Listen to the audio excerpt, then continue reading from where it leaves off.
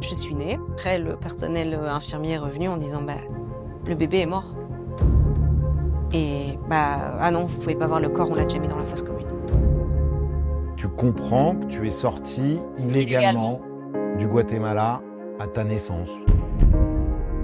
Alors vraiment, j'arrive dans un état déplorable. Mon cordon ombilical n'a pas été bien soigné, j'ai la gale.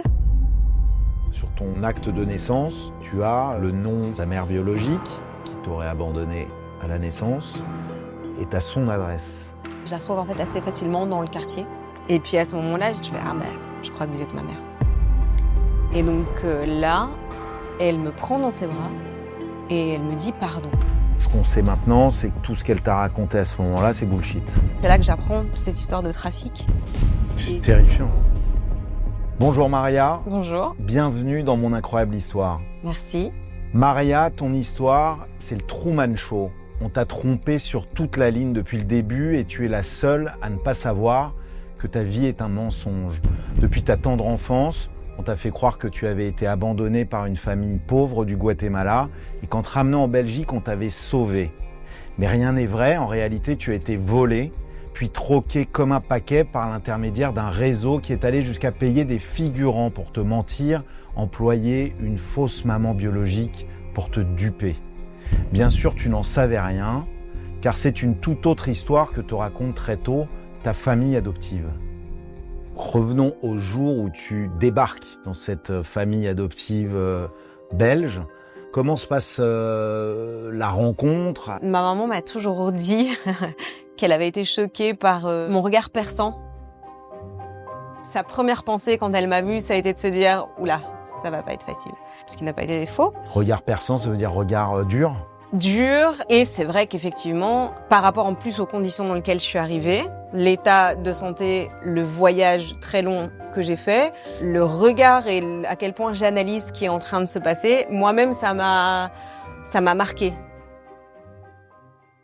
J'arrive dans un état déplorable, j'ai la gale. J'ai presque 3 mois, je fais 2,7 kg. Tout de suite, ma maman s'est dit, ils se sont trompés, c'est un nouveau-né, c'est pas possible. Et quand ils sont allés chez le pédiatre assez rapidement, le pédiatre a bien dit non, elle a bien 3 mois, mais elle est sous-alimentée et donc il faut absolument la nourrir, quoi.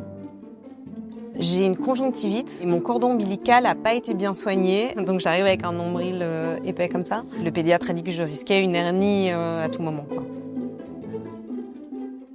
Mes parents adoptifs, aussi une expérience très dramatique, c'est qu'ils attendaient un enfant avant moi en juillet 85. Ils étaient sur le départ pour l'aéroport et ils ont eu un appel leur disant que l'enfant était décédé dans l'avion. Il s'avère aujourd'hui que cet enfant n'a jamais existé et que c'était un ressort utilisé régulièrement. Pourquoi faire? Pour demander plus d'argent. En fait, ça met les parents dans cette situation où ils sont tellement proches d'avoir l'enfant, puisqu'ils sont sur le départ à l'aéroport. On leur dit « l'enfant que vous attendiez est décédé ».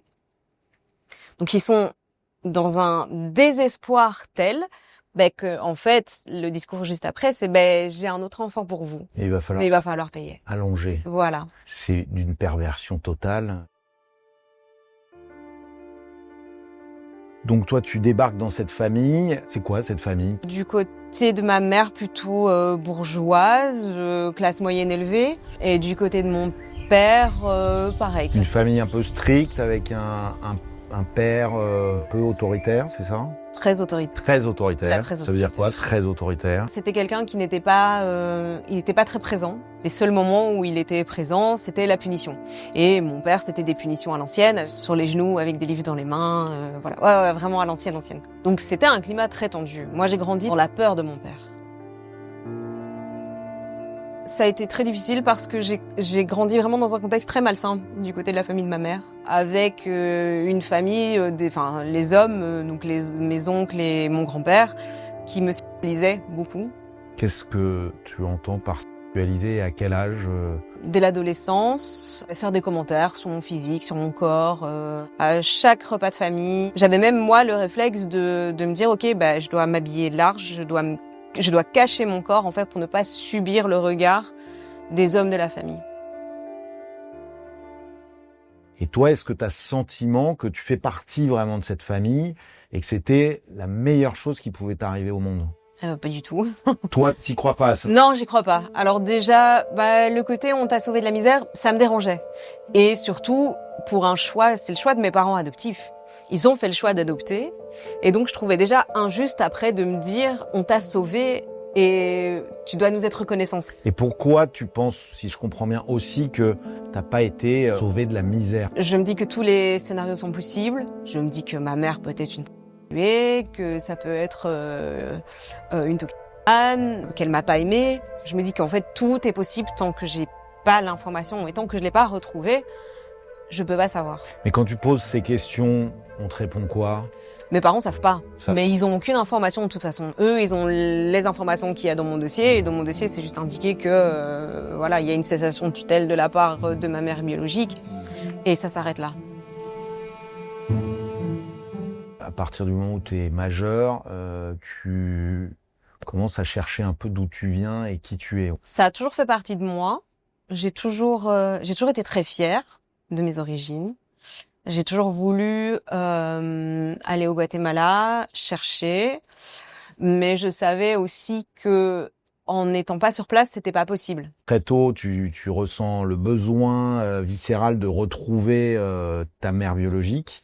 Et à l'âge de 19 ans, tu pars avec d'autres enfants adoptés comme toi au Guatemala, avec l'ONG Acer Puente, qui n'organise pas que les adoptions, mais qui organise aussi à ce moment-là des voyages de retour en terre biologique, quoi. Quand on sait derrière qui est cette association et qu'elle est au cœur d'un trafic d'êtres humains, ça paraît complètement fou qu'ils se permettent aussi d'aller faire des voyages organisés, quoi. Ils se sont tout permis, de toute façon. Ça paraît dingue. Ça va dans la DA de tout ce qu'ils ont fait. Il faut savoir que depuis 2003, les adoptions depuis le Guatemala sont interdites. Pour Acer Puente, c'est la fin du business, en quelque sorte. Et donc, il faut bien trouver une autre manière de pomper de l'argent aux familles adoptives. On recevait une newsletter à peu près chaque année. Ils expliquaient, voilà, pour les personnes adoptées, on organise un voyage qui sera encadré avec une guide francophone et on fait le tour du pays. Ça permet d'avoir un premier contact avec le pays d'origine, tout en étant encadré. Tu décides d'y participer. Dans quel but? Est-ce que c'est vraiment pour retrouver ta mère? C'est pas pour retrouver ma mère parce que je sais qu'on reste que 2 ou 3 semaines. Donc je ne compte pas sur ce voyage pour faire des recherches. Je me dis juste ce sera mon premier contact avec le pays.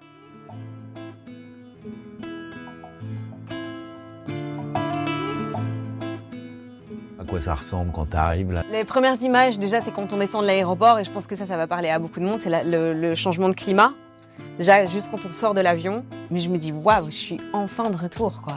Il y a vraiment quelque chose du retour aux sources qui est naturel et qui, en même temps, l'est pas tant que ça, parce que c'est un pays que je connais pas. Donc, c'est le pays de mes parents, de mes grands-parents, de mes arrière-grands-parents. Et en même temps, et moi, je suis née ici. Et en même temps, je connais rien, quoi. Alors, comment se passe ce voyage? C'est mon premier contact avec Michèle Bouc, qui était la présidente belge d'Acer Puente. Je me suis dit, j'ai jamais rencontré quelqu'un d'aussi froid. La froideur de cette personne m'a glacée, littéralement. Tu rencontres pas que Michèle Bouc, tu rencontres aussi, enfin tu l'as déjà rencontrée puisque c'est elle qui t'a fait venir en Belgique, mais Ophélia de Gamas, qui te dit quelque chose qui va te travailler. Oui. Alors le contexte, c'est que Michèle Bouc nous dit qu'on va rencontrer Ophélia de Gamas, qu'elle nous présente comme une avocate qui s'est occupée de dossiers de plusieurs d'entre nous et donc qui serait très heureuse de nous rencontrer. Ophélia de Gamas, c'était la belle-sœur du président des années 82-83, Oscar Mejía Victores, qui est un dictateur qui a pris le pouvoir par un coup d'État. Donc elle a très clairement les moyens de ses ambitions, elle a l'impunité. Forcément, elle, c'est un élément central du trafic. On la rencontre, j'en profite pour lui poser des questions sur si elle connaît ma mère, si elle a quelques infos. Je commence à me dire, il faut que je pose toutes les questions que je peux poser, prendre les infos que je peux prendre, et je reviendrai plus tard, mais voilà. Je lui demande si elle connaît ma mère, je lui dis le nom, elle me dit, ah, mais oui, je l'ai bien connue. Puis elle s'arrête, elle me fait, mais tu ressembles pas du tout. Et cette phrase m'a tellement choquée parce qu'en fait, je trouvais ça déjà tellement indélicat Je me dis, mais comment on peut dire ça à une personne qui sait pas à qui ressemble sa mère? Et là, Michel Bouc qui renchérit, ah oui, c'est vrai, tu lui ressembles pas du tout. Et c'est vrai que ces phrases m'a travaillé longtemps de froideur, d'incompréhension. Maintenant, avec le recul, je me dis qu'elle préparait le terrain. Au moment où donc tu parles avec ces femmes et où tu es dans ce voyage, tu prends cette réflexion en pleine poire, elle va t'habiter longtemps, mais t'en fais pas grand-chose, tu rentres en Belgique et tu ne vas retourner au Guatemala que 5 ans plus tard, en 2009. Exactement. Je retourne au Guatemala en 2009 et là, je reste 6 mois. C'est mon voyage à moi. J'ai l'ambition d'apprendre mieux l'espagnol, j'ai l'ambition d'apprendre à connaître un peu le quotidien au Guatemala. C'est ce qui m'anime à ce moment-là. La recherche d'un côté, c'est vrai, mais principalement découvrir le Guatemala. Et là, ça va pas être comme 5 ans plus tôt. Tu vas découvrir des invraisemblances dans ce qui t'a été raconté. Il y avait un premier élément que j'avais en tête depuis toujours, c'est que sur mon passeport guatémaltèque avec lequel je suis arrivée bébé en Belgique, dans les observations, il était indiqué « La mineure voyage avec sa mère ». Mais je savais que j'avais pas été emmenée par ma mère en Belgique. Et je m'étais toujours dit « Tiens, c'est bizarre, pourquoi mentir sur un document officiel ?» Ensuite, quand en 2009, je reste 6 mois au Guatemala et que, à un moment donné, je fais les démarches pour retrouver ma mère, je vais au registre national des naissances et donc je me rends compte que, à ce moment-là, que pour l'État guatémaltèque, j'ai jamais quitté le pays. Et donc, je suis toujours une ressortissante du Guatemala avec le nom qui est sur mon acte de naissance. Tu comprends que tu es sorti illégalement du Guatemala à ta naissance. Exactement. Comment, pourquoi, je sais pas. Mais le fait est que cet élément sur mon passeport, plus le fait que pour l'État, j'ai jamais quitté le pays, je me dis bon, il y a quelque chose qui n'a pas été fait légalement. Tu comprends que ça n'a pas été fait dans les règles de l'art et que c'est pas totalement légal, mais tu soupçonnes pas du tout qu'il y ait eu un trafic Absolument pas. De cette ampleur. Absolument pas. Vraiment pas du tout. Je pense pas du tout à ça, j'imagine pas du tout ça. Ton acte de naissance, tu as le nom de celle qui a été déclarée comme étant ta mère biologique, qui t'aurait abandonné à la naissance, et tu as son adresse. Je vais aller à cette adresse, je la retrouve pas directement, mais je la trouve en fait assez facilement dans le quartier. Et donc, comme je connais pas le contexte dans lequel elle vit, comme je sais pas quelle est sa situation familiale, si elle a parlé de moi, je veux pas prendre le risque qu'elle me dise non pour me rencontrer. Donc, je suis avec un ami et lui, il invente un bobard pour lui donner rendez-vous et elle le contacte et il se donne rendez-vous le lendemain sur son lieu de travail. Elle travaille à l'hôpital. Tu dois être dans tous tes états, non? C'est incroyable. C'est allé tellement vite en plus pour la retrouver. Je me dis, c'est dingue. Je m'étais dit que le jour où je vais la retrouver, je vais la reconnaître. Je me dis, il y a quelque chose de mon visage que je vais retrouver dans son visage à elle. Le lendemain, on va avec mon ami. Et puis, je vois cette dame qui s'avance dans le couloir et il y a beaucoup de passages. Et donc, il y a cette dame qui arrive et qui s'arrête un peu. Et moi, je la vois et je me dis, oh non, c'est pas elle, je regarde ailleurs. Et puis, je vois qu'elle insiste, qu'elle cherche toujours du regard. Et je me dis, tiens, bon, bah, peut-être que c'est elle. Mon ami va la voir, il lui demande si c'est bien elle. Elle dit oui. Et donc, il dit, bah voilà, c'est avec mon ami que vous devez discuter. Et donc, je me présente. Je donne mon prénom de naissance. Elle réagit pas. Et donc, je lui tends mon acte de naissance. Puis là, effectivement, elle balbutie un peu. Je vois qu'elle est perdue. Elle fait... Enfin oui, attendez, mais j'ai une fille, mais attends, mais t'es née quand, mais et puis à ce moment-là, je fais ah ben, je crois que vous êtes ma mère. Et donc là, elle me prend dans ses bras et elle me dit pardon. Moi, je suis en pleurs, je comprends rien, elle aussi. Et ensuite, elle me trimballe dans tous les couloirs de l'hôpital en arrêtant tout le monde. Regardez, c'est ma fille. Regardez, c'est ma fille. Ce qui est fou dans cette histoire, c'est qu'elle réagit comme si c'était ta mère. Toi, tu réagis comme si c'était ta mère. Tout le monde est, en tout cas pendant un instant, persuadé que mère et fille se sont retrouvés, alors qu'en réalité, mais ça, tu l'apprendras beaucoup plus tard, pas tout de suite, plusieurs années plus tard, cette femme, elle a été payée pour, en gros, jouer ou assumer le rôle de ta mère, ce qui est quand même un truc de fou, et on va comprendre pourquoi et par qui. Et puis, le lendemain, elle m'appelle et elle me dit que elle a parlé de moi à ma grande sœur et qu'elle veut me rencontrer. Et donc, le lendemain, on se donne rendez-vous. Et en fait, quand je vois sa fille aînée, je trouve qu'il y a un air de ressemblance avec moi. Et donc ça dissipe mes doutes en fait. Ce que je me dis bon est-ce que j'ai pas ressenti au moment où je l'ai rencontrée? Il y a quand même quelque chose qui est passé génétiquement puisque sa fille, je trouve qu'elle me ressemble beaucoup quoi. Et d'ailleurs d'autres gens m'ont dit on pensait que c'était toi sur la photo. Donc tu repars du Guatemala, c'est ton deuxième voyage, avec l'idée, même la certitude que tu as retrouvé ta maman.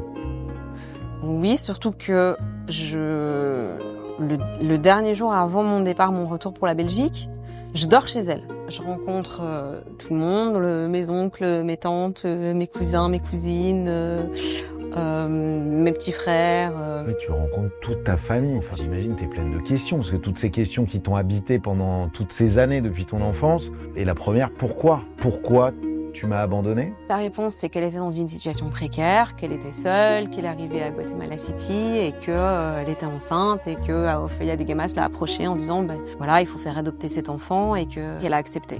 Elle m'explique même que son enfant d'après, Ofelia de Gamas lui a demandé de le faire adopter et qu'elle a refusé. Donc c'est comme ça que je repars du Guatemala en me disant voilà, je l'ai retrouvé.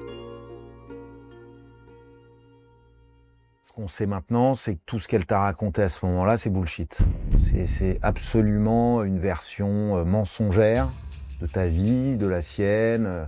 Il se trouve que la présidente de l'association n'est pas allée la chercher bien loin, c'était sa femme de ménage. Donc elle lui a dit, tiens, qu'est-ce que tu fais? Je te donne un peu d'argent, toi tu me files des papiers.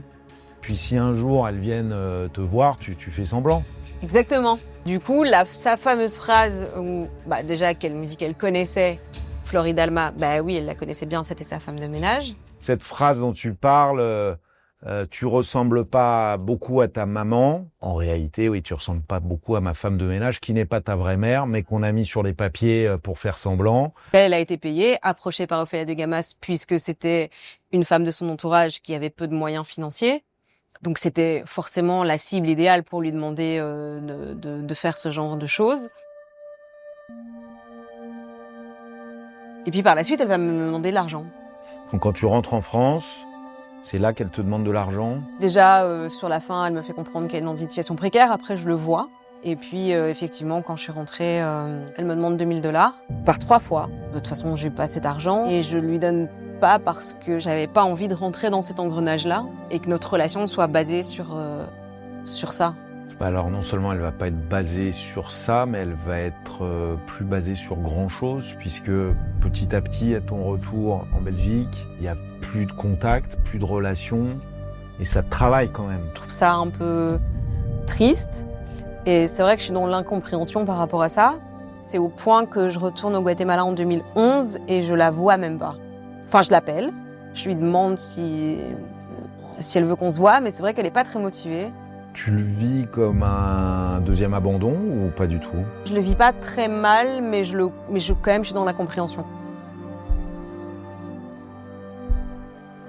Il va falloir attendre encore 10 ans, en 2019, avant que tu tombes sur un reportage qui va être le début de l'éclaircissement de tout. Je vois au JT qu'il y a une fille qui dépose plainte contre X parce qu'elle a découvert que elle avait un acte de décès au Guatemala et elle a été adoptée via Serpuente. Et donc quand j'entends à Serpuente, je me dis qu'est-ce qui se passe? Donc je regarde le sujet et puis je la contacte. Et donc elle m'explique qu'elle est policière, que ça fait plusieurs années qu'elle monte un dossier contre Serpuente. Et donc, elle a retrouvé sa maman via Facebook. C'est sa maman qui a indiqué sur son acte de naissance. Et c'est là que sa maman lui explique qu'elle a été enlevée à la naissance et on a déclaré que son enfant était mort. Donc quand je rentre en contact avec elle, c'est là que j'apprends toute cette histoire de trafic. C'est un trafic qui est vraiment organisé avec donc des avocats, des politiques, du personnel hospitalier et des personnes lambda qui sont payées d'une manière ou d'une autre pour participer au trafic. Donc il y a par exemple le fait qu'il y ait des rabatteurs dans les hôpitaux qui sont payés par les trafiquants. Ils appellent les trafiquants en disant ben voilà, là il y a une femme qui arrive, vous volez le bébé, oui, ok, oui c'est bon, prenez. Parfois même des jumeaux, ils prenaient un seul des bébés. On déclarait au maire ben voilà, votre enfant est décédé, on a déjà mis dans la fosse commune, vous pouvez pas voir le corps et donc merci, au revoir, faut rentrer chez vous. Terrifiant. Voilà. Et ces enfants étaient envoyés à l'adoption aux États-Unis, en Europe, en Australie. Voilà. Ça concernerait des milliers En tout cas, des centaines, sûr et certain, probablement des milliers. Oui. d'enfants. Et puis, je la contacte. Là, elle me dit et c'est quoi le nom de ta mère biologique? Et donc, quand je lui dis le nom, elle me dit ah, ce nom-là me dit quelque chose. Est-ce que tu peux le dire là ou pas? Je lui dis que le nom c'est Floridalma Flores Vivas.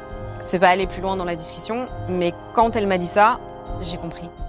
En fait, à ce moment-là, j'ai compris, j'ai dit cette femme n'est pas ma mère.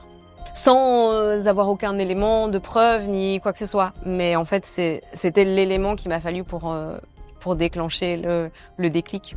Tu as toutes ces infos, mais tu ignores encore, toi, la façon dont ça s'est déroulé dans ton cas personnel.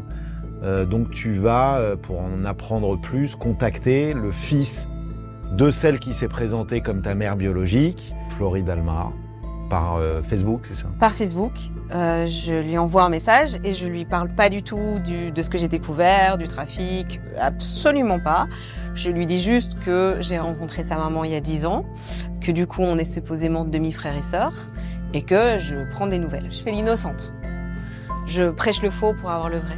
Et le lendemain, il me répond et il me dit « J'ai parlé à ma mère hier et elle m'a dit que c'était pas ta mère biologique. » Comme ça, bam. À ce moment-là, je suis pas choquée parce qu'en fait, j'avais déjà compris. Ce qui est incroyable, c'est qu'il ait parlé à sa mère la veille. Pourquoi il a parlé à sa mère? Je pense qu'il me l'avoue parce que ça commence à se savoir qu'il y a du trafic, qu'il y a eu du trafic d'êtres humains au Guatemala. Probablement, quand il a vu mon message, il s'est douté que ça avait sûrement un lien. Il a donné des motifs ou... Pas des motifs, mais en tout cas, il me disait oui, parce que j'ai essayé de poser un peu quelques questions, mais du coup, elle a juste été un prête-nom. Elle me dit oui, mais je lui en parle pas trop, parce que sinon, parce que quand je lui en parle, elle est pas bien. J'avais un peu vu dire ouais, enfin, ça me fait une belle jambe qu'elle se sente pas bien, c'est le minimum quand même. Après, on a découvert en cherchant nous-mêmes que Floridalma a déclaré 4 ou 5 enfants comme ses enfants biologiques, alors qu'il n'y a qu'une fille qui est vraiment sa fille biologique et qui a été adoptée en Allemagne. Tu n'es pas la seule. Cette femme, elle a fait ça avec plusieurs enfants et elle était payée pour ça. Ouais. Est-ce que tu sais combien elle était payée? Aucune idée. Probablement pas lourd. On est en centaines de dollars. Est-ce que cette femme-là, qui n'est pas ta mère, tu lui en veux? D'un côté, c'est vrai qu'elle est dans une situation très précaire, mais de l'autre, je comprends pas comment on peut faire ça et me mentir, et puis me demander de l'argent, même si très clairement elle c'est un pion sur l'échiquier, mais il y a quand même tout ce côté qu'elle m'a accueilli chez elle. Oui, ça me paraît quand même dingue, quoi. Enfin, elle m'a fait venir chez elle, elle m'a regardé dans les yeux en me disant que c'était ma mère. Lorsque le fils de cette femme, là, te confirme qu'elle n'est pas ta mère, là, ça y est, t'as tout compris? Que tout a été falsifié? Exactement, mais à ce moment-là, je sais pas encore ce qui s'est passé. Toutes les hypothèses sont possibles. Je sais juste que mes papiers ont été falsifiés. Heureusement, on est en 2019. À ce moment-là, il y a une technologie, c'est l'ADN. Je sais que c'est ma dernière piste, en fait. J'ai fait le premier test. J'avais eu un cousin au 2e degré. Je lui avais envoyé un message, mais il m'a jamais répondu. Et c'est au 3e test ADN que tu vas trouver une très bonne piste. Donc je reçois les résultats en octobre 2022. J'avais espoir d'avoir un cousin assez proche pour pouvoir couper les résultats et peut-être même faire appel à un ou une généalogiste. Et donc là, je reçois les résultats et je vois vous avez une demi-sœur. Et là, je sais plus comment je m'appelle, je suis perdue, je suis là genre, quoi, mais c'est incroyable. Donc je lui envoie un message tout de suite sur le site. Je lui explique que voilà, j'ai été adoptée du Guatemala, que je sais pas ce qui s'est passé, que je sais qu'il y a eu du trafic, mais que je sais pas à quel point ça me concerne. Et donc elle me répond, et elle me dit quand j'ai fini le boulot, on s'appelle.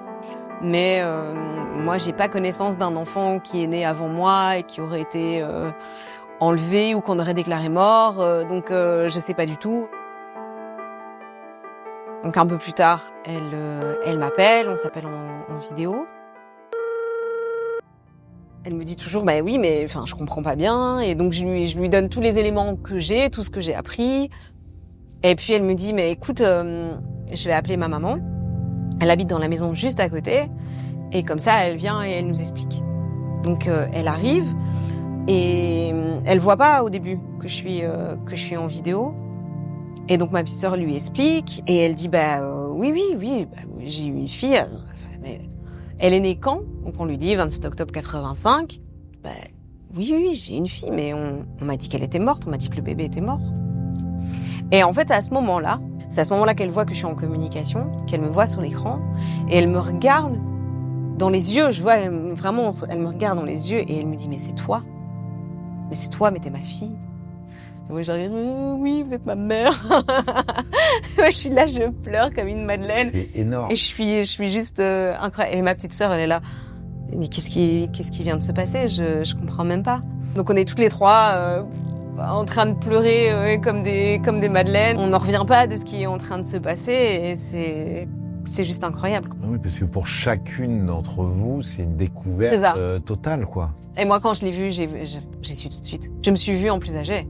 Ah ouais? Ah ouais, j'ai ses yeux, j'ai vraiment le haut du visage, c'est ma mère. Aucun doute. Et en fait, j'ai ressenti exactement ce que j'imaginais. Donc je me suis reconnue en elle. Comment elle s'appelle? Elle s'appelle Eda. Comment pouvait-elle croire que son bébé était mort à la naissance? Je suis née à l'hôpital et ma maman s'en souvient évidemment bien parce qu'en plus son anniversaire c'est le 26 octobre. Donc je suis née le lendemain de son anniversaire. Je suis née. Ensuite, on prend le bébé comme on fait d'habitude pour le laver, voilà. Et puis après, le personnel infirmier est revenu en disant le bébé est mort.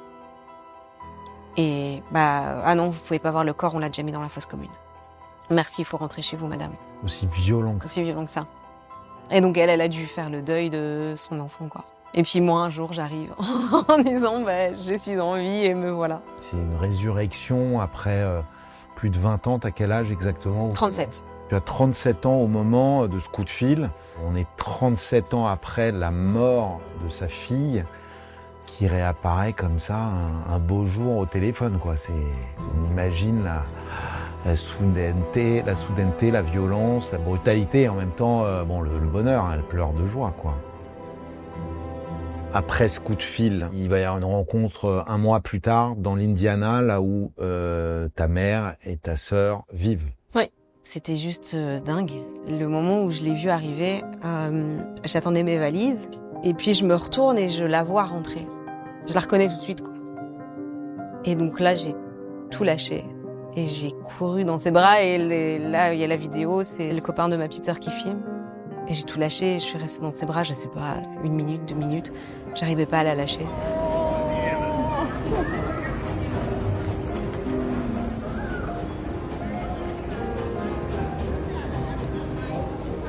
C'était juste dingue. Je l'avais cherchée toute ma vie. Depuis toute petite, elle était là. Elle a toujours été là en moi, quelque part. J'ai toujours pensé à elle. Et là, voilà. Et là, elle était là. Il n'y a pas de... Je sais même pas comment décrire ça, en fait. Le bonheur. Le bonheur. Le soulagement aussi, d'arrêter sa quête. Ouais. J'étais en paix avec l'idée que j'allais pas forcément avoir toutes les réponses depuis toujours. Je me suis toujours dit, je ne peux pas et je ne veux pas que mon bonheur dépende des informations que je trouve ou que je ne trouve pas. Ça a été vraiment un leitmotiv dans ma vie, mais le fait d'arrêter cette quête, oui, c'est un soulagement incroyable en fait.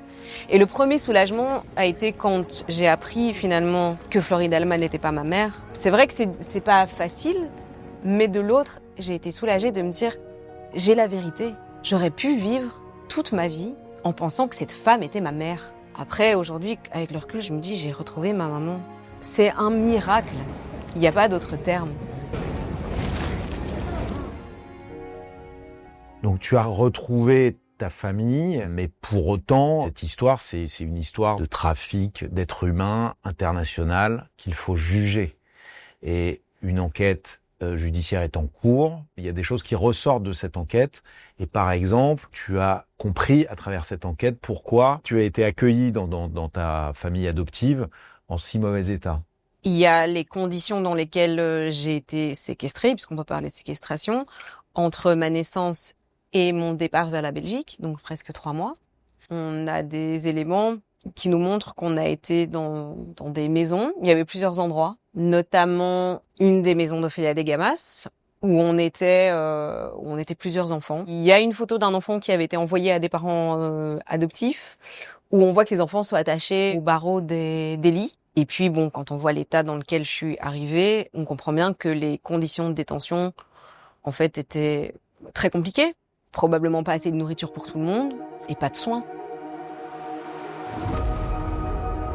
Il y a 2 femmes qui auraient dû être dans le viseur de la justice. C'est Ophélia des Gamas, qui est la présidente de cette association, mais qui ne sera jamais jugée parce qu'elle est décédée assez récemment. Non, il y a une dizaine d'années. Donc elle a jamais payé pour ce qu'elle a fait. Non. Et pourtant, son rôle, il est hyper Capital. Et capital. Sans elle, il n'y aurait pas eu tout ça, quoi. Exactement. Celle qui sera jugée, c'est Michel Bouc, qui dirigeait donc l'association pour la Belgique, et qui va être jugée là très très prochainement. T'attends quoi? Ça m'est égal qu'elle termine sa vie en prison. Ça va rien changer à ma vie ou à ce qui a été fait. Et je pense qu'il n'y a pas de réparation possible. On n'a pas connu nos mamans, on n'a pas grandi avec nos mamans. Nos mamans ont fait le deuil de leur enfant. Et ça, il n'y a rien qui pourra le réparer. Parce qu'elle ne pouvait pas ignorer le trafic. C'est impossible. J'y crois pas. C'est sa ligne de défense. Ouais. Mais moi, j'y crois pas une seule seconde. C'est impossible. Elle est forcément au courant. C'est elle qui a appelé mes parents pour dire que l'enfant était mort, qu'il fallait allonger direct de l'argent. C'est elle qui organisait les voyages au Guatemala. Tes parents, eux, ignoraient tout. Enfin, je parle de tes parents adoptifs. Oui, tout à fait. Eux ont été victimes par rapport aux mensonges aussi qu'ils ont eus. Après, les parents adoptifs sont des victimes, mais je veux pas non plus qu'on les mette au même niveau que les familles biologiques. Parce que quand même, il y a une différence. Mes parents adoptifs, ça reste mes parents. La relation ne se casse pas du jour au lendemain parce que j'apprends que j'ai été issue d'un trafic, surtout qu'ils sont pas au courant. J'imagine bien que c'est difficile de se dire qu'on a participé à un trafic malgré soi. Eux, ils ont quand même grandi avec l'enfant qu'ils ont adopté. Nos mères et nos pères biologiques, ils ont vécu sans nous. Ils ont fait le deuil de leur enfant.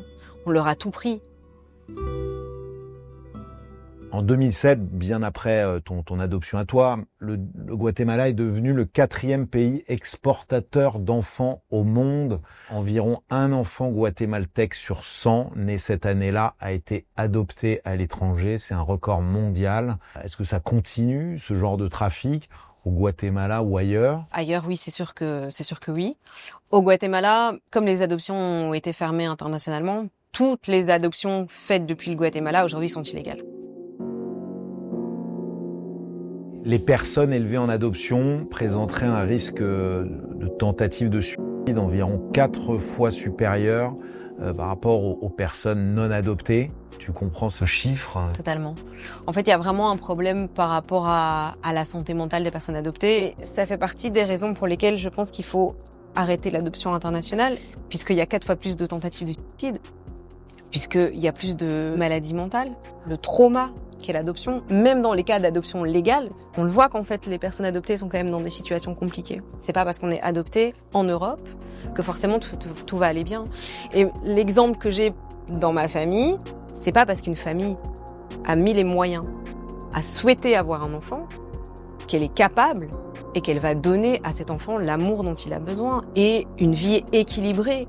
Tu remets en cause ce système d'adoption internationale et tu milites pour le parrainage, c'est quoi? Je pense que si vraiment l'idée c'est d'aider un enfant, à ce moment-là, pourquoi ne pas lui permettre de faire des études, de rester dans son pays et ne pas le sortir et se l'accaparer en étant son enfant? Il y a tout un biais colonial qui est lié à l'adoption. Le premier, c'est que forcément, le pays d'origine est un pays de misère. Il y a le principe aussi que on est forcément mieux en Europe. Or, l'adoption, on le fait pas par altruisme et parce que on veut sauver un enfant. On le fait parce qu'on veut avoir un enfant. Mais en même temps, est-ce qu'il ne faut pas des revenus suffisants et un cadre de vie confortable pour accueillir un enfant ? Si, et justement, je pense que ça fait partie des problématiques liées à l'adoption. Que la problématique de l'argent par rapport à une vie humaine, il y a quelque chose à régler. Et l'adoption est vraiment un business. Les agences d'adoption n'en ont rien à faire de la santé mentale. Elles s'en fichent. Tout ce qu'elles veulent, c'est de faire de l'argent. C'est vrai que c'est beaucoup d'argent à l'époque où le Guatemala permettait encore l'adoption. Les coûts d'adoption variaient entre 3 500 $ et 45 000 $ par enfant. C'est beaucoup d'argent, donc effectivement, ça peut nourrir des appétits de gens peu scrupuleux qui font pas ça vraiment pour des raisons humanistes ou humanitaires. Non, mais de toute façon, aucune agence d'adoption, j'en suis persuadée, ne fait ça pour des raisons humanistes et humanitaires. Il y a beaucoup de gens qui travaillent dans ces domaines qui peuvent bondir aussi. Il y a peut-être des gens pleins de bonne volonté. Mais plein de bonne volonté parce qu'elles ont des billets coloniaux. Donc forcément, pour elles vont le voir comme quelque chose de positif, et même les familles adoptives. Mes parents adoptifs ne se voient pas du tout comme des gens avec le syndrome du sauveur blanc. Pourtant, ils ont quand même tenu des propos en disant « on vous a sauvé de la misère ». Je me souviens de ma mère un jour qui voit une émission sur des enfants en Inde qui sniffent de la colle et qui m'a dit « ouais, mais je me suis quand même dit on vous a sauvé quoi ». Le lien est fait entre des enfants en Inde qui sniffent de la colle et moi qui était élevé du Guatemala. Et donc toi, tu penses qu'il est préférable de ne pas adopter ce gamin qui sniffe de la colle en Inde ? L'image qu'on a du profil type de l'enfant adoptable, ce n'est pas l'enfant qui est dans la rue, qui est dans la misère et qui n'a pas de parents. 80% des enfants qui sont dans les orphelinats ont encore un parent, donc ne sont pas orphelins. L'adoption, c'est un business, c'est un marché. Ça fonctionne avec les lois de l'offre et de la demande. Et ce dont personne ne parle non plus, c'est qu'il y a beaucoup plus de demandes qu'il y a d'offres. Et donc ça crée le trafic. S'il y a autant de trafic à toutes les époques, dans tous les pays du monde, c'est parce qu'en fait la demande est énorme par rapport à l'offre. Il y en a pas mal qui vont se sentir quand même qui vont se sentir visés, c'est pas grave. Et des adoptés aussi. Il y a aussi des enfants adoptés, ados aujourd'hui, etc., qui se disent « non mais moi j'ai heureusement qu'ils étaient là ». Marie et Patrice de Saône-et-Loire, avec plein de bonnes intentions, qui m'ont élevé dans les meilleures conditions. À eux, t'es en train de leur dire le système déconne et on devrait faire autrement. Sûr. Oui, c'est ça. C'est peut-être un peu dur à entendre. Peut-être, mais c'est peut-être plus dur à entendre pour les personnes qui le vivent pas bien, qu'on leur dise vous devez avoir de la gratitude envers vos adoptants et vous devez être heureux d'être adoptés, alors que eux se sentent mal, eux ils ont envie de crever. Et que ces personnes-là, on leur dise, mais en fait, non. Ce que tu vis, c'est rien du tout. Tu devrais être heureux, t'as été sauvé. Je trouve que c'est 1000 fois plus violent que de dire à une personne qui est heureux que Patrice et Maryse de Saône-et-Loire leur aient donné tout l'amour et qui se sentent bien intégrés dans leur famille et qu'on leur dise, ouais, mais il y a des billets coloniaux derrière l'adoption. Je trouve que la violence, elle est pas du tout la même, quoi. Toi-même, est-ce que tu estimes avoir des séquelles de cette adoption ? Oui, le trauma de l'abandon est très fort chez moi. Donc même si j'ai pas été abandonnée et que j'ai été enlevée, je l'ai pas conscientisé comme ça en étant bébé. Si je me sens abandonnée ou délaissée par quelqu'un, je le vis très très mal. Et donc souvent, je préfère abandonner et moi, du coup, faire en sorte d'arrêter les liens avec cette personne plutôt que de souffrir de me sentir abandonnée. Toi, Maria, aujourd'hui, ça va ? T'es heureuse ? Ça va, ouais. Ouais. Ouais, mais je suis heureuse. Ça a peut-être pas toujours été le cas. Non. T'as traversé des moments difficiles, mais aujourd'hui, t'as dépassé. J'ai passé un gros cap, oui, je pense, parce que déjà découvrir la vérité d'où on vient, qui sont ses parents, je pense que c'est une grosse étape dans la vie.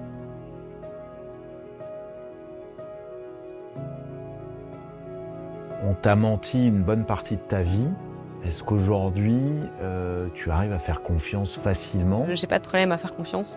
Je pars d'ailleurs souvent du principe que les gens me disent la vérité, mais j'ai très confiance en mon instinct et j'ai confiance en la vie, honnêtement. C'est beau, après tout ce que tu as traversé. Et c'est pour ça que je voudrais te remercier d'avoir accepté de venir échanger ça. Merci à vous.